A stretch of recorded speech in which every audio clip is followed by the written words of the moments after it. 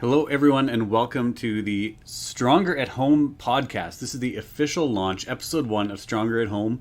If some of you may recall that we had a podcast a while back by Kendra, my wife, and myself that we called the Pretend Podcast, and it was our first attempt at sharing some of our thoughts around CliftonStrengths and how it's affecting our lives, our marriage, our family. And so we decided that we were going to launch this officially, call it Stronger at Home, and dig into CliftonStrengths. So my name is Ben Dewick, and I'm here with my lovely co-host, Kendra Dewick. Kendra, welcome to Stronger at Home. Thank you. It's good to have you as part of this. It's going to be a lot of fun, I think. I'm curious how our conversation will go and how many episodes we do, but I think that this is an interesting topic. Why do you think this is an interesting title for our podcast? Like, what comes to mind for you when you think of Stronger at Home? Well, I think the stronger part is because of CliftonStrengths. It's a good nod to the fact that you are a CliftonStrengths coach. But the other podcast you have is mostly just about leadership in a business sense. And I think that this has affected our family as a whole to start thinking about CliftonStrengths more and what that means for us as individuals and as a family growing and developing at home. So, yeah. Yes, and like Kendra said, there is another podcast called The 10-Minute Leader that I've been doing, and I've been able to get a lot of really interesting guests on there to share their thoughts on leadership, but not very much about home and family stuff, so this is going to be a lot of fun. So the format for today, for those of you listening, Kendra and I are going to talk a little bit about CliftonStrengths, but we're going to go through an exercise that is called The Best of Us, and this is a wonderful exercise that I use with some of my clients that I work with, but it's questions that you can ask. Whether you've taken CliftonStrengths or not, the questions can be pretty powerful in understanding your family, understanding each other, understanding relationships that you have. Of course, with CliftonStrengths, it adds another layer, and we're going to be answering it and talking about it in light of CliftonStrengths, but you could use it with whoever. So, Kendra, maybe to start with, what was I know we talked about this in our first Pretend podcast a little bit, but just for a brief introduction, what was your overall kind of initial reaction when you took CliftonStrengths? It was a very weird experience for me, positive but weird, because that was the very first time I'd taken any kind of personality test or any kind of, what do you call CliftonStrengths? It's not a personality test. It's not really a personality test. I mean, that's probably the closest thing that people would relate it to. I usually refer to it more as like a talent assessment or a performance tool because it helps people perform better and understand themselves better in order to be more effective. But it really does have a lot of crossovers to personality tests. It's just based on a different foundation that we don't need to get into today, but there's just, most people think of DISC or Myers-Briggs and those kind of personality tests. Those are different background to them than CliftonStrengths. So I'd never done anything like that before. And so to take a test and then read the description of myself was a weird experience because it just felt like somebody knew me and recognized things about me that I'd never read about before or been told those were my strengths. And it was a really fun experience because when I read through the descriptions of my strengths, most of them were things that I thought everyone did, and I didn't think it was anything special or necessarily even helpful. It was just the way I did stuff, and it was eye-opening to read about the ways in which who I am could be helpful and impactful to people around me. And the tool is set up, it has 34 possible themes, and technically everyone has all 34, but it's just a matter of how much of each. And usually we talk a lot in the workshops that I do around just the top 5 themes. And so Kendra's top 5 themes: empathy, individualization, restorative, belief, and developer. And my top 5 themes: strategic, belief, self-assurance, ideation, and futuristic. And if you want descriptions of each of those individually, you can always look on Google, just type in CliftonStrengths themes, and you can find a list of all 34 pretty easily and explain them all. Maybe in future episodes, if we go into them, we might be able to explain each of them a little bit more. But on a basic level, the theme itself is somewhat self-explanatory in the sense that the word does relate to the strength. But the key thing to remember, even as we're talking about these themes, is that there's many different layers and nuances to each individual theme. So even for Kendra, for example, you have empathy. Everyone who has empathy doesn't act out that theme in the same way. They live it out differently in different ways. They might have emphasized different things. And plus, every theme is combined with each other. So your top 5 themes work together, for example. So it's very hard to draw a line between where your empathy starts and where your individualization starts and those kind of things.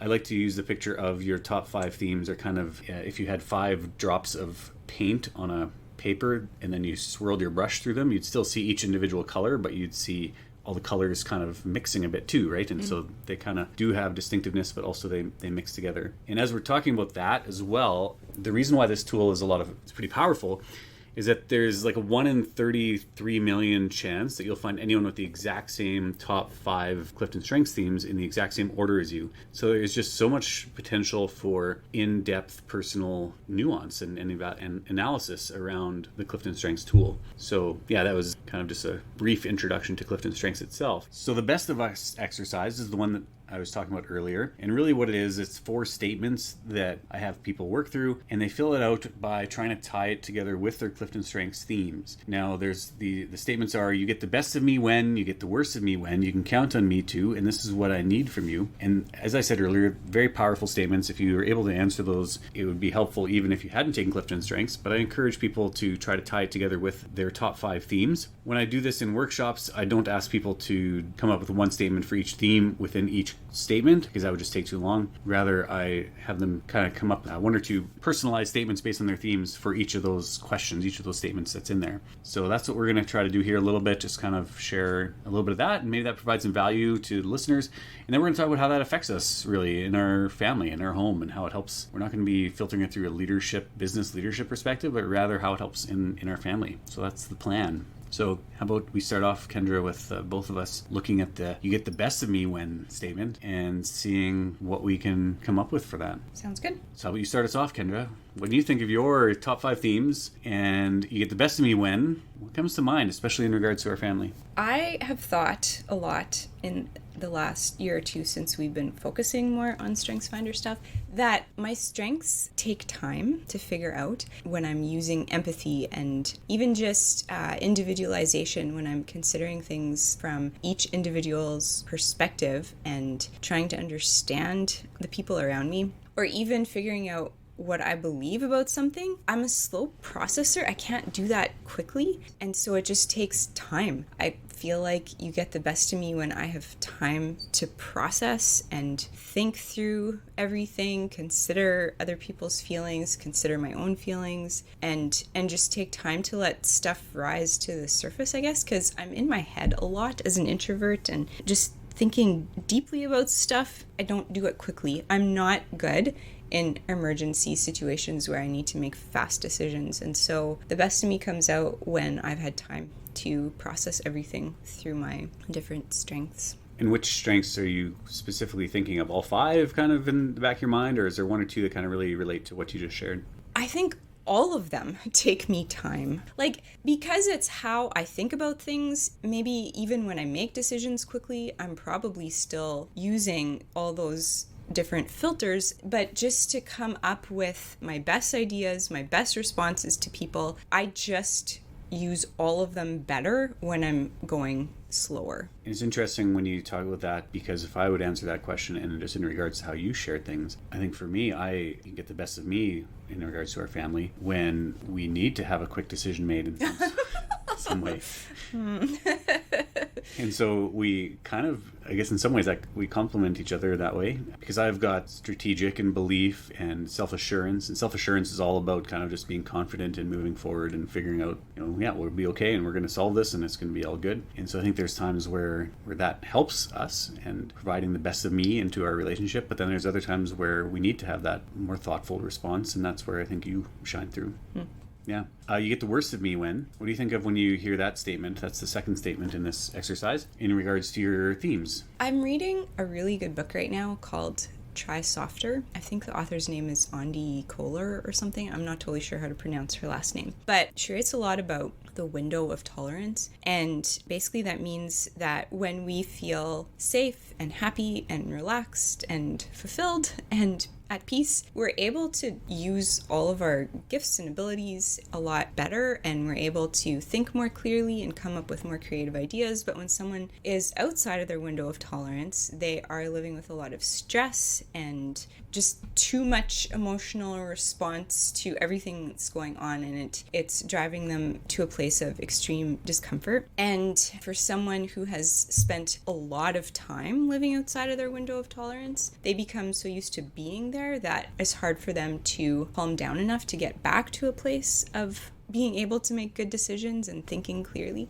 And so I would say you get the worst of me when I'm outside of my window of tolerance, and my strengths can go out of balance when I'm getting too wrapped up in other people's feelings and ignoring my own, when my emotions are too heightened and they're keeping me from thinking clearly. I can't figure out how I want to respond in a situation because it's just hard to access what my true beliefs are or how I want to move forward in a situation when I've let myself get to a really frazzled point. There are lots of things that can do that. If our schedule is really crazy, I will start acting very imbalanced. If the house is a mess and everybody is super loud and I'm just feeling very overstimulated, I'm not going to respond with empathy or be able to use my strengths in the best way because I'm just trying to survive rather than being able to operate out of a balanced place and inside my window of tolerance. Right.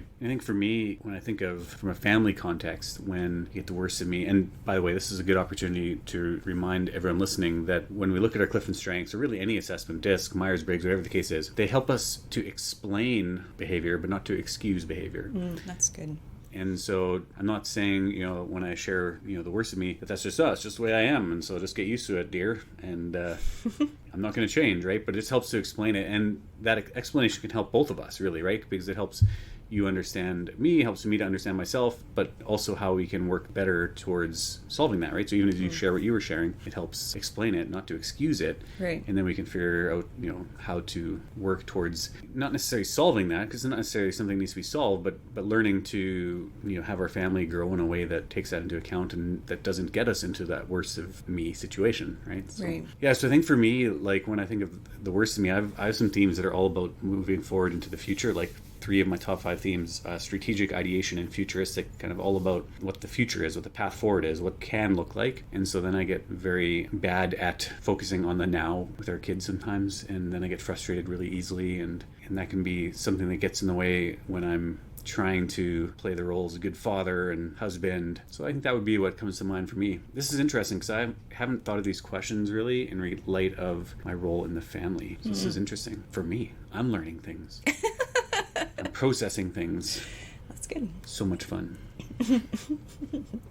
The next statement, you can count on me to... I think you should go first. It's your turn. Oh, okay. Oh, well, I wasn't ready to go first, but that's okay. I wasn't either, so that's why I jumped on that. Well, I think that, and we both have belief in our top 5. When I think of my belief, I think there's the way that it works for me and in the statement of you can count on me to, like, I usually have a pretty clear idea as to, like, what the right thing to do is or whatever, what the best thing to do is. So, like, when we are trying to figure out, what the right thing is to choose to do as a family, or how do we handle different people from outside of our family and how do we interact with them, like, I usually have a pretty good idea. That doesn't mean that we always do that or that I'm perfect in that way, but I think you can count on me to provide that kind of foundational basis of what is right. It feels weird saying that, but when I'm on the spot and I'm thinking of situations in our family, I think that is a part of that.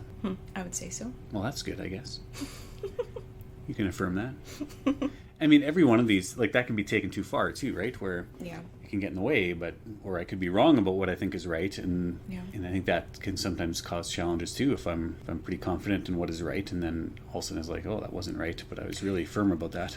But even as you say, like, you'll be confident in what you think is right, I think I can also count on you to continually be reevaluating. It's not like you're one of those people who's like, I decided what was right 15 years ago and I don't change my mind. Like, you're always reevaluating and you're always learning and growing. And so I can count on you not to stay stuck in something and to change if it becomes clear that you weren't right about something. So I think those are important things too. In general, I don't necessarily think I'm a stubborn person. There's times where I can be stubborn, and I think of times in my past where that has come up. But I think it's more, maybe that belief side of things is just wanting to know what is the right thing. And so that's maybe where some of that being open to, oh, is this right? Maybe I should be exploring this further to find out how right it is, right?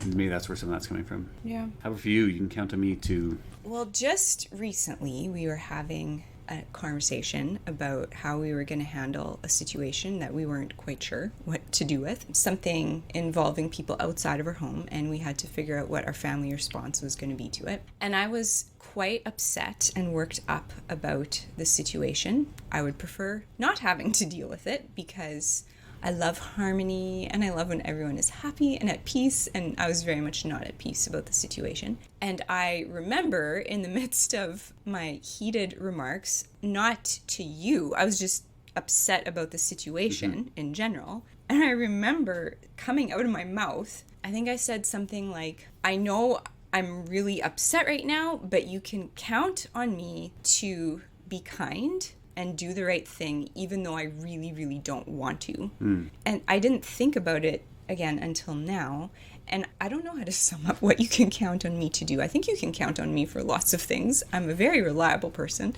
But I think that when I look at my themes, I would say you can count on me to eventually find my way back, even in difficult situations or where there is conflict and disagreement. You can count on the fact that I will find my way back to empathy, and my beliefs will just make me keep wrestling with something until I can find a way to respond with kindness and peace within myself. Yeah, I think that makes sense. And I think that exact situation you were sharing about, you've described it really well, because that is something that you've shown over the years, that it's not like you are opposed to doing things. It's just sometimes you need to just let the emotional side of it be released a little bit or flow out or whatever the right word is, and then you are able to move forward in those situations. Which kind of leads to the next statement. This is what I need from you. And I was thinking about this too in light of that conversation. What I needed was you to just listen and hear the intense emotion that I had, the frustration that I had. And I think I knew the whole time we were talking about what we were going to do. I think we probably both knew what we were going to end up deciding, but it was still really, really important for me to be able to express all that stuff inside me and not hold it in, and just be able to get it out. And it's not just that I need you to hear me, I need you to forget some of the things that I say, because in the heat of the moment, like, it really feels a lot better if I can release that frustration. And I mean, it's Myers-Briggs language to talk about introverted and extroverted feeling, but everybody leans one way or the other. Some people want to hold their feelings inside and leave them alone and not talk about them, but I'm very much an extroverted feeler. I don't even know what I'm feeling unless I've talked about it. And so I, over the years, have really, really valued the fact that you're very forgiving and continue to love me, even though sometimes I just need to get stuff off my chest that probably isn't very much fun to sit around listening to, but it's healing for me when I can get those strong feelings out of me. And I am starting to journal more too, so it doesn't all fall on you, that I can get that out of my body without always having to make you hear it. But I really do appreciate it when you stick around for the processing part and then let it go, like chaff that the wind blows away. That's a Bible verse, right? I'm pretty sure. Probably. I think it says that. I often think about chaff. Yeah. Strong wind. Well, as you were sharing, I think, I hear some of your empathy shining through in that, but also some restorative. You haven't mentioned restorative much in our conversation today, but that's there a little bit too, and wanting to solve it and fix it. Fix it. Everything fixed. Yeah. Please. Yeah. Neat and tidy. Yeah. And sometimes when the situation is hard or impossible to fix, then it can cause some angst. Yep. Yeah, no, it's good. When I think of this one, and the theme that popped into my head for me was also self-assurance. And self-assurance, even, it's an interesting one, and this is probably just how it lives itself out in me, as opposed to some other people who have self-assurance. Self-assurance is actually one of the rarest themes, so I don't get to talk with very many people who have self-assurance and hear their side of things. But for me, when it relates to my business, and I know this isn't about my business, this podcast, but that is our family. I mean, my business is a major part of that, because I work out of the house, and I get, if the family wasn't supporting, helping, and being a part of this all, it wouldn't work very well. And I think back to 2.5 years ago or so when the business launched, or a little bit before that, I think that 3 years ago or 3.5 years ago, you wouldn't have been ready for me to launch a business on my own. But there was something that changed in the midst of that time period when we were getting ready to launch the business, where you had more peace about it, or you're more willing to, I guess, I don't know, Take a leap of faith. Take a leap of faith, trust me, trust God, whatever, like combination of both in regards to what was going to be happening. And so self-assurance, even though it has this aspect of like, yeah, I'm in control of my own destiny, it also includes for me a very big piece of, I want you and my family, but to trust that I will be able to be in control of my own destiny, or our destiny, right? Like with launching a business. Yep. And so that self-assurance, I think, is kind of fed or watered by that willingness to be okay with that. Not that you always need to be okay with everything all the time, but yeah, that's kind of what I was thinking with regards to self-assurance, and this is what I need from you. And what I think you've given other times too, not just, like, it's not like before 3 years ago you were like, never. Just unsupportive wife. Yeah. Every opportunity. You've been supportive in many different situations, right? Whether it was going for my master's degree, or like all the different times when I let my strategic ideation and futuristic and self-assurance all combine together to like put me on a path that is a strange one sometimes. Which has happened a few times. Yeah, my life has not been boring because I married you. I'll take that as a compliment. It absolutely is, because I like everything very predictable and don't like change, except I get myself backed into a very boring corner. And even though it's what I wanted it to be, I think I wanted it to be predictable and controllable, I realize that is actually just boring. So you stretch me out of my comfort zone, and I think it really is more the life that I actually want. Well, thank you.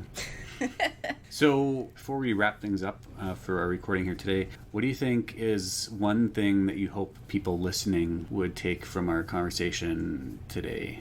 What comes to mind? I can answer that first. I know that's a surprise question, like all of our other questions. I just said that's the life I want. Unpredictable. See? Unpredictable questions. Yeah, how about you go first? Yeah, it's a surprise for me too, this question, because I came up with it on the fly. But I think it's a good one because we're thinking of you, listeners, who are tuning in, that we want there to be value for you to take from this. And I think for me, there's two things that come to mind. One is, whether you've taken the CliftonStrengths assessment or not, is to take a strengths-based approach to your relationships, your family, if you have a partner or spouse, to take a strengths-based approach. And even if you just jot down the 5 things that you think your family members are amazing at, or something like that, that will reframe the value that there is in the person that you have a relationship with. And I think so that's one takeaway. But the second one is that, and I encourage people actually in some of my business leadership discussions, is to have some conversations about this kind of stuff together, and use this framework if you want, and go out for a nice dinner and have a good conversation and see if you can fill this out in a way that helps grow your family, grow your relationship. So that's kind of two things. What do you think? I think that maybe the most important thing I see coming out of this is how much grace each of us needs in whatever relationship we're in. But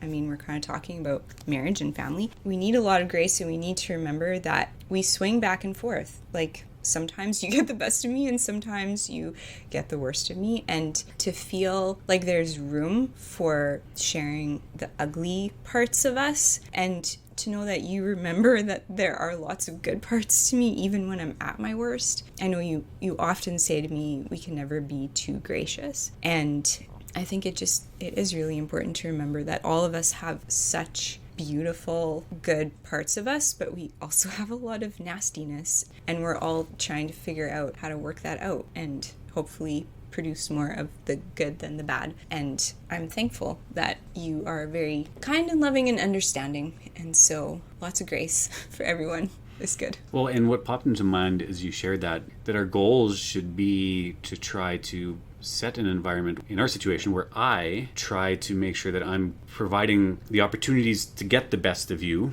You know what I mean? Yeah. Right? Like giving you those opportunities and trying to not give the opportunities where it's getting the worst of you, right? So I need to be aware of those things, Right. so that I can be very conscious and be like, my actions should be different, better understanding of what it means to get the best of you. Right. And that would hopefully mean that I'm not having actions that get the worst of you, you know? Right, like setting ourselves up for success. Right. And I think that it rests on each of us, right? So if I can take that approach and you can take that approach, it's a beautiful relationship. So, as we wrap up this episode of Stronger at Home podcast, this was episode 1 of that podcast. This time, we are going to try to have more than one episode as we move forward. If you have listened this far and have found value in this, please drop us a note or a comment or a message. You can get in touch with us through Facebook or Instagram. If you are connected with me on LinkedIn, you can send me a message there and let us know what you thought, because we want this to be something that is valuable for people listening. And if you have an idea of things you'd like us to talk about, let us know that as well. And we can dig into some of that as well moving forward. I think we have some interesting stuff we can talk about with CliftonStrengths and how it affects our family and our relationship. But Kendra is very passionate about Myers-Briggs. And so even talking about some Myers-Briggs stuff in there, we could even do a CliftonStrengths Myers-Briggs comparison of some sort.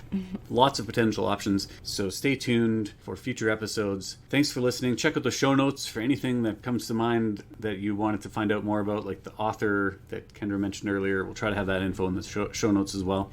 And CliftonStrengths material as well will be in the show notes as well. And lots of other goodies, maybe. You should just check them out and see what kind of goodies are in there. I'm going to check it out. I'm curious what kind of goodies are going to be in there. It's going to be good. Good goodies. Very surprising ones. Very surprising goodies. Thanks for listening, everyone. This is Ben and Kendra signing off. Bye for now.